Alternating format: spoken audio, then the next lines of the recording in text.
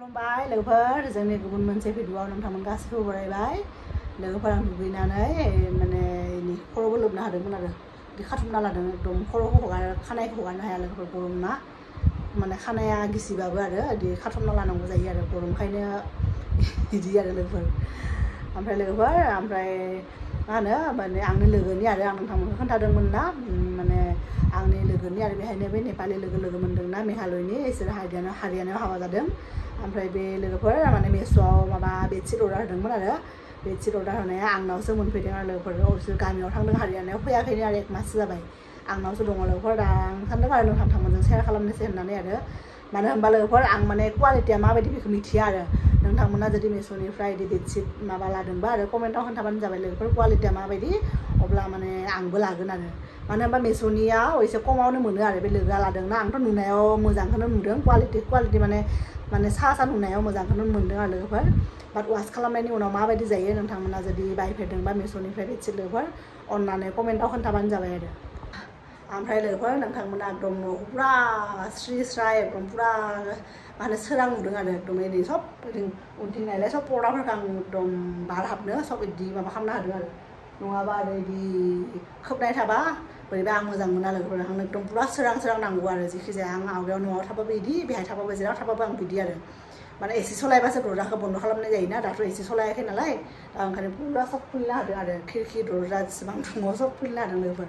ओंखायनो सोरां आरो रुमखौ मोजां नुदों आरो लोगोफोर नोंथांमोनखौ मोनसे बुस्थु देखायदिर' आरो ओमफ्राय दाख्लैसो एमाजननिफ्राय मोनफैदों आरो माबायदि नुदों नोंथांमोना कमेन्टआव खोन्थाबानो जाबाय आरो लोगोफोर नायदो आंना गोबां एकदम बोसोर जाबायना जों दिल्लीयाव थानायावबो वाल क्लक बायगोन होननानै बायाखैमोन ना लोगोफोर बे वालनि थाखायनो आरो जेबो माने थानो नागिरा ना दिल्लीनि न'आथ' बारा मोजां नङामोन ना फाइनेलि लोगोफोरजों चन्डीगढ़आव शिफ्ट जानानै आफ्टार 3 मान्थ्स नैबे वाल क्लकखौ लोगोफोर लाबाय आरो एमाजननिफ्राय ओमफ्राय मोजां मोनदों आरो इनि मालाय इनो एस्ट्रनटबो दङ रकेटबो दङ आर्थ दङ ओरै सब बेफोर दङ आरो प्लेनेटफ्रा दङ माने मा होनो अरबिटफ्रा दङ आरो बेहाय नै सलार सिस्टेम ओंखायनो लोगोफोर बेखौ अर्डार होदों आरो बाबाखौबो देखायबाय थायो ओमफ्राय टाइम बहुद नायनांगौ जायोना दा आरो बाबानिबो स्कुल खुलिनाय ओमफ्राय जोहोलावनिनो एकदम टाइम मथेनो जोहोलावनिखौबो टिफिन माने जाहोनाय बाबानोबो स्कुलाव हरनाय आरो लाइन थांनाय सब टाइम नायनांगौ ना आरो मबाइल थाबाबो बेसेबां नायनो आरो मबाइलाव ओंखायनो बेखौ लोगोफोर लादों आरो नोंथांमोना माबायदि नुदों कमेन्टआव खोन्था आरो आंथ' मोजां नुदों आरो बिराद लोगोफोर ओमफ्राय लोगोफोर नोंथांमोना न'खौ बिराद स्रि स्राय नुदोंना जोंना फिसालाया आरो बिफाया लोगोफोर गैया न'आव आंखौ गारनानै बिसोरो थांदों आरो लोगोफोर दिनै आं माने आंखौ हारसिं टाइम स्पेन्ड खालामनो होदों बिसोरो न'आव बिफा फिसाला सानैबो थांदों लोगोफोर बहा थांदों आं नोंथांमोनखौ माने लासै खोन्थागोन आरो सानैबो गैया बिसोरो माने दिनै बाबायाबो स्कुल बन्द'ना ओंखायनो बिफा फिसाला थांदों बिसोरो आं थाङाखै आरो लोगोफोर आं दिनै हारसिं न'आवनो एसे माने गावनि थाखायबो माने क्वालिटि टाइम नांगौ ना गावखौबो जेखि जाया जेसेबां वर्किं वमेनानो जा हाउस वाइफआनो जा जेसेबां जिखियानो जा लोगोफोर माने बयखौबो गावनो माने पार्सनेल स्पेस नांगौ ना दा आंखौबोथ' मालाबा एसे माने मा होनो खामानिफोरखौ सब मावोनो जेनेबा माने सब माने मावनांगोन अलरेडि आं ओंखाम संबाय लोगोफोर न'बो सब साफा खालामबाय जिबो लामबाय अलमस्ट खामानि दान दा दिनै बिफा फिसाला गैयाना आं दा एसे मोजां रेस्ट लागोन आरो बाबाया थाबाबो बिजों गेलेबाय थानांगौ ना गथ'आ बियो आरो खालि स्कुल जेब्लानिफ्राय खुलिदों ना लोगोफोर बारा बे स्क्रिन टाइमा खम जादों बिहा गावनो नाया आरो मबाइलफोरखौ ओंखायनो मोजां मोनदों लोगोफोर गुड हेबिट माने स्कुलनिफ्राय फैनानैबो गेलेयो खालि मामि गेले आरो बिफाया अफिसनिफ्राय फैबाबो मेंनानै फैबाबो पापा गेले ओमफ्राय फुङाव स्कुलाव थांनायनि सिगांबो माने सिखारनानै आरो गेलेनांगौ पापा गेले मामि गेलेनायनि उनावसो बे दुगैनानैसो लोगोफोर स्कुलाव थाङो आरो बियो बिदिनो आरो लोगोफोर दा बिफा फिसाला बहा थांदों दा नोंथांमोनखौ एसे उनाव खोन्थासिगोन आरो दा आंना दुगैखांबायना दा आंना एस इउजुवेल साहा लोंनांगौ लोगोफोर आं साहा लोंनोसै माने साहा फुदुंनोसै आरो निबुलाइजों नोंसोरखौ फुदुंदों जोंना बाबाया थारमाने बे साननैसो गुजुनाय जागासिनो गथ'आ साननै स्कुल एबसेन्ट जाबायनो बेना माने मैया थांदों दाख्लैबो थांदों बाट साननै माने मा होनो टिउसडे ओमफ्राय उनाव वेडनेसडे थांनो हायाखै आरो बे निबुलाइजार मेसिना माने निबुलाइज खालामनानै होनायासो एसे आराम मोनदों आरो गथ'आ दा बेनिफ्रायनो दोनदों लोगोफोर आंनो माबानांगौ मा होनो साहा बिलाइनांगौ एक्सट्रा होनाय बुस्थुफोरखौ आरो लाबोनानै दोननायफोरखौ बेहाय दोनो आरो बिदि फिसा बाल्थिं दङ ना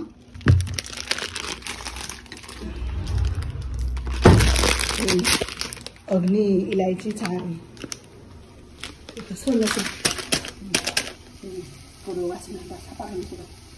लोगोफोर आरो नायदो आंनि आखलखौ नै लोगोफोर आं ओरैनो खि बानायगोन होननानै पुरा गाइखेरनि सानफ्रोमबो जों 1 लिटार काउमिक लाखियोना जों फुङाव लोङो बाबानोबो लोंहोयोना ओमफ्राय नै बिदिनो माखनखौ जमा खालामना दोन्दोंमोन आरो पुरा फुल टिफिनाव ओरै भर्ति जाबायमोन लोगोफोर दा बेखौ खि बानायनांगौ लोगोफोर पुरा टाइट जालांबाय आरो बाट आं बानानै लोगोफोर माने बानायाखैनो आरो बानायनाय माने आरो फुङाव आरो मा होनो बाबाखौबो स्कुलाव एकदम दोनहैनाय सब टिफिन सिफिन बानायनानै आरो बाबा आरो लायनो थांनाय उनाव फैनानै आरो दोनना फैनानैबो ओंखाम संनाय आरो लायनो थांनाय बिनि उनाव बाबाजों गेलेनाय बिदिनो मेङोना आरो बानायनायबो आरो एसे बायोबो लोगोफोर आं आरो एसे बायोना बानायाखैनो लोगोफोर बानायगोन ना बानाया मिथिया आरो लससो जागोन नङाबा लोगोफोर बानायाबा माइ फिकी साइज रेडि लोगोफोर नै बारा साफा होआखै आं बारा साफा होबाबो गोखा जायोना नो सुगार नो सल्ट एडेड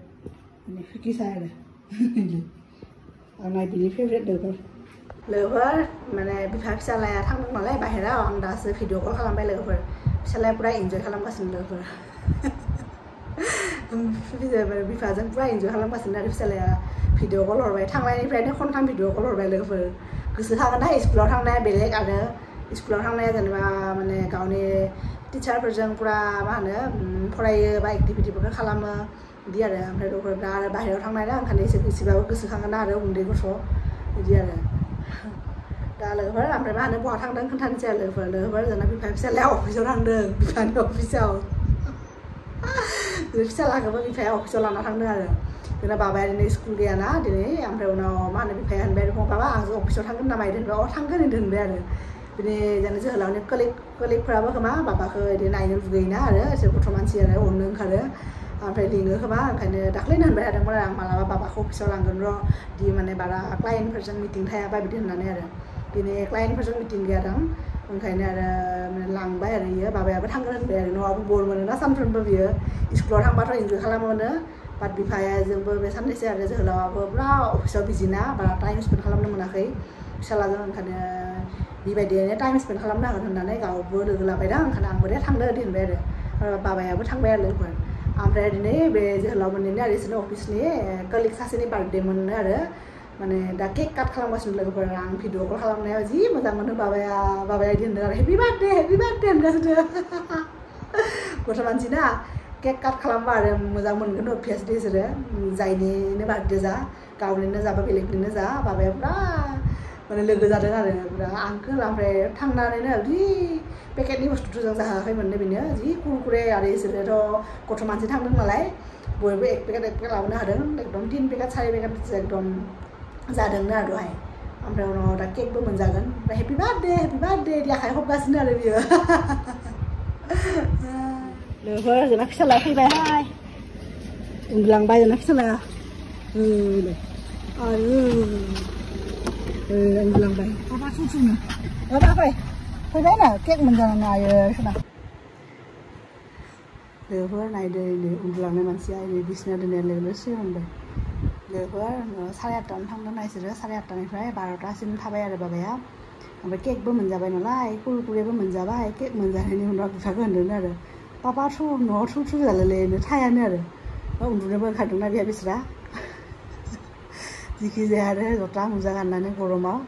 ओंखायनो बिफाया अफिसनि गारि दं नालाय इसोरा अफिसनि गारिजों दोनफैबाय आरो लोगोफोर बिफाया आरोबाव थांफिनबाय नङाबा ओरैनो सानसे माबा एटेन्डेन्स दानजागोन ना आरोबाव थांफिनबाय आरो दा लान्चनिबो टाइम जादों इसोरनि बाहेरायाव ना बहाबा जागोननो आरो बा बहा थांदोंमोन हा थुम थांदों पापा अफिस मा मोनजाखो हा सोरनि हेपि बार्थडे मोनले आंकोलनि पापानि फ्रेन्ड आंकोलनि केकआ माबायदि टेस्टिमोन ना लोगोफोर उन्दुनो ओंखारदों ना ओंखायनो जेबो होनाखै अनलि खर'ल' माबा खालामदों लोगोफोर आं ओंखाम जाखांबाय ओमफ्राय फिसालाया जायाखै आरो बेथ' अलरेडि अफिसावनो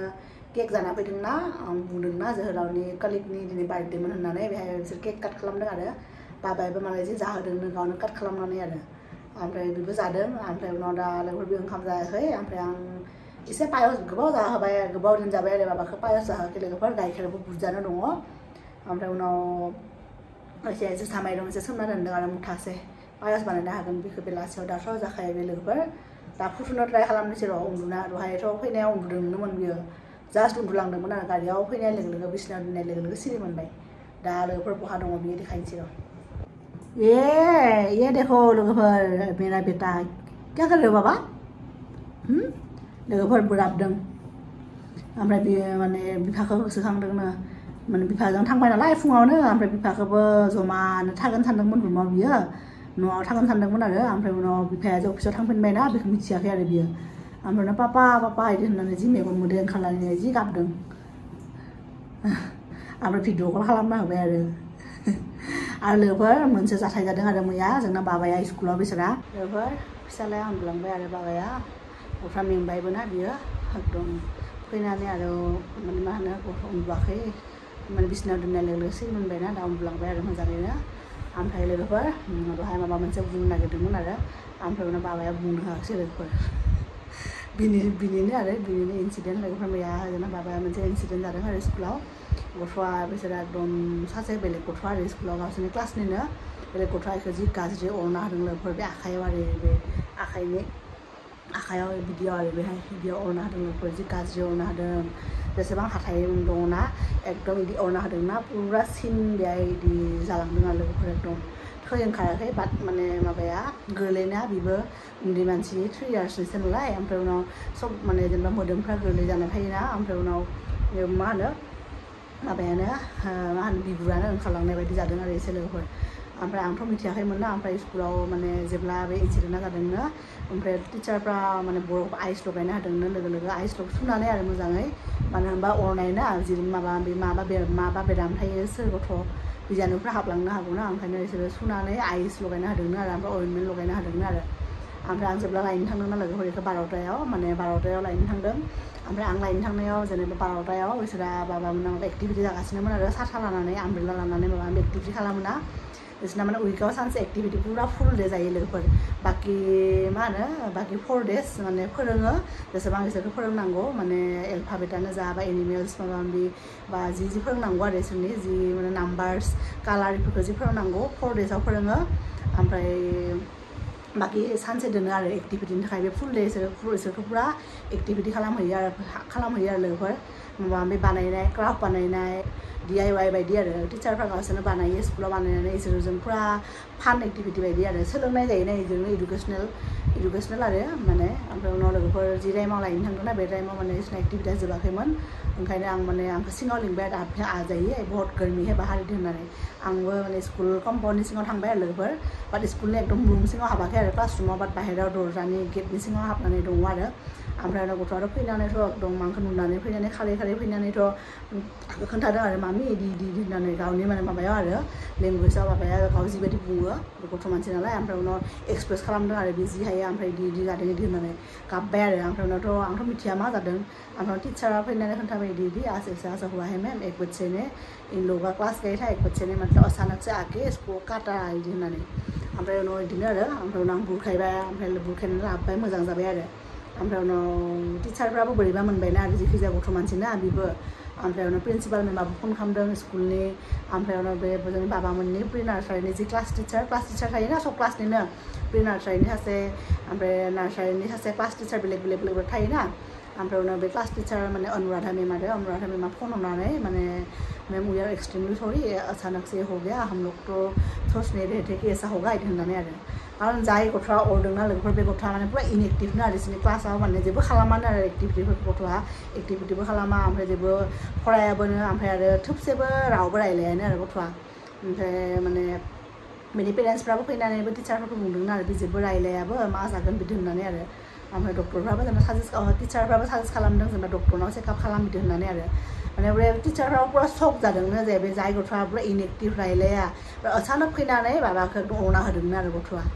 एकदम बिदिनो ओमफ्राय पुरा एसे एकदम गाज्रियैनो जादोंना पुरा माबा जाना दंमोन आरो ओमफ्राय न'आव फैनानै लोगोफोर नारेंखल थाव फोनना होदों अब्लासो एसे मोजां जादों आरो दा दिनै थेवबो सिना दङ लोगोफोर सिनायो आरो पुरा बिदि सार्कोल जाना दङ आरो हाथाइनि पुरा सार्कोल जाना दङ आरो सिन दा लोगोफोर जोंनि दिनैनि भिडिअआ बेनोमोन आरो बाबाया बिफानि अफिसाव थांना फैबाय मालाय चन्डीगढ़नि अफिसाव थांनानै इन्जय खालामबाय केकबो जाबाय दा बिदि आरो दा लोगोफोर जोंनि दिनैनि भिडिअखौ बेहायनो फोजोबनोसै नोंथांमोनखौ लोगो मोनगोन जोंनि नेक्स्ट भिडिअ अब्लासिम बाय बाय